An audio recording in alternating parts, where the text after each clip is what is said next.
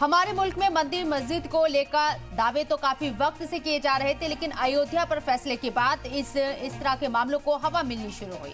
अयोध्या पर supreme court में राम मंदिर के हक में फैसला आया। उसके बाद से ही काशी और मथुरा को लेकर आवाज उठनी शुरू हो गई। अयोध्या तो झांकी है, काशी मथुरा बाकी है। इस सिनारियो को बार बार दोहराया गया। काशी में ज्ञानवापी को लेकर अर्जी दायर की गई, जिसके बाद वहां सर्वे का हुक्म दिया गया। इसके बाद मथुरा को लेकर भी हलचल तेज हुई। दिसंबर 2022 में वो दिन आ गया जब कोर्ट ने पहली बार सर्वे का हुक्म दे दिया। हुक्म के खिलाफ मुस्लिम फरीक ने अदालत का दरवाजा खटखटाया, जिसके बाद सर्वे के हुक्म को होल्ड पर रखा गया। इसके बाद इलाहाबाद हाई कोर्ट ने 14 दिसंबर 2023 को श्री कृष्ण जन्मभूमि और शाही ईदगाह मस्जिद के मुतनाज़ा जगह पर सर्वे की मंजूरी दी थी और एडवोकेट कमिश्नर के जरिए सर्वे कराने का हुक्म दिया था, जिस पर आज मुल्क की सबसे बड़ी अदालत सुप्रीम कोर्ट ने अब रोक लगा दी है। शाही ईदगाह मस्जिद मथुरा शहर में श्री कृष्ण जन्मभूमि मंदिर कैंपस से सटी हुई है। 12 अक्टूबर 1968 को श्री कृष्ण जन्म स्थान सेवा संस्थान ने शाही मस्जिद ईदगाह ट्रस्ट के साथ एक समझौता किया था।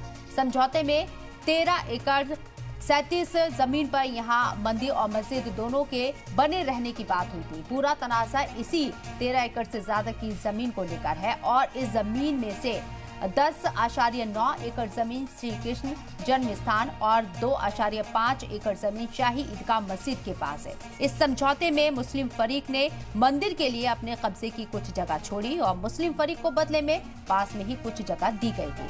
अब हिंदू फरीक पूरी 13.37 एकड़ जमीन पर कब्जे की मांग कर रहा है। आज की बड़ी बहस में आज बात इसी पर करेंगे कि शाही ईदगाह पर सुप्रीम कोर्ट का फैसला क्या होगा, मथुरा का मुस्तकबिल।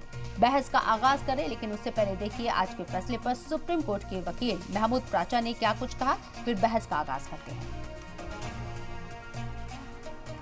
हमारी जो सुप्रीम कोर्ट में मांग थी कि जो इलाहाबाद हाई कोर्ट ने ऑर्डर किया है कमीशन भेजने का ईदगाह मस्जिद मथुरा में, उसको स्टे किया जाए, वो मान लिया। लेकिन जो महत्वपूर्ण बात है वो ये है कि माननीय उच्चतम न्यायालय ने ये बार बार ऑब्जर्व किया आज ओरली कि जो पिटिशनर ने जो अपनी एप्लीकेशन कमीशन के लिए लगाई थी उसमें क्लैरिटी नहीं है। वो ये कह रही है कि प्रेयर में जो प्रेयर है वो आप अलाउ कर दें। तो इसके लिए काफ़ी जो ऑनरेबल सुप्रीम कोर्ट था वो काफ़ी चिंतित था इस बात के लिए कि किस प्रकार की एप्लीकेशन नीचे लगाई गई, जिसमें कोई डिटेल्स नहीं है, क्या चाहते हैं ये भी नहीं पता।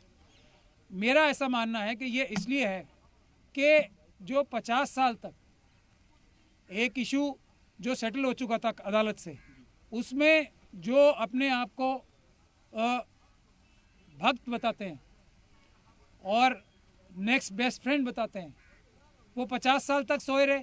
फिर सडनली 2021 में उनकी एक बार आँख खुली, तो ये नींद से जाग के जो आँख खुली, मेरा ऐसा मानना है उसकी वजह से क्लैरिटी नहीं है इनको, और ये ऑब्लिक मोटिव से ये पिटीशन डाली गई है।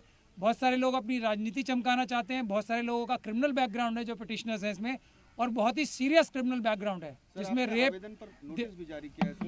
रेप मर्डर के भी चार्जेस लगे हुए हैं बहुत सारे पिटिशनर्स पे। इसमें ऐसे पिटिशनर्स भी हैं, तो उनको क्लैरिटी क्या होगी? उनको तो अपना पैसा और दूसरे जो उनके राजनीतिक मकसद हैं वो है, इसलिए क्लैरिटी नहीं है। मैं ये कहना चाहता हूँ।